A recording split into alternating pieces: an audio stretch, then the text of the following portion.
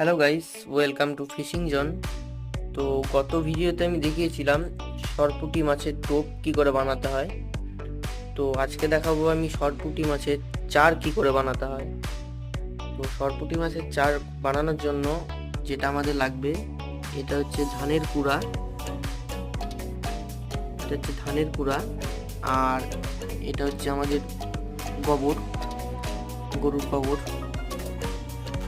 আর এর মধ্যে একটা উপকরণ লাগতো, সেটা না দিলেও চলবে, অসুবিধা নেই। সেটা হচ্ছে মিষ্টি চার। তো মিষ্টি চারটা আমার কাছে এখন আপাতত নেই। তো এই দুটো জিনিস একসঙ্গে মিশালেও হবে। তো আমি এখানে ধানের গুঁড়ো নিয়ে নিলাম কিছুটা পরিমাণে, আর এখানটায় নিয়ে নেব গরুর গোবর।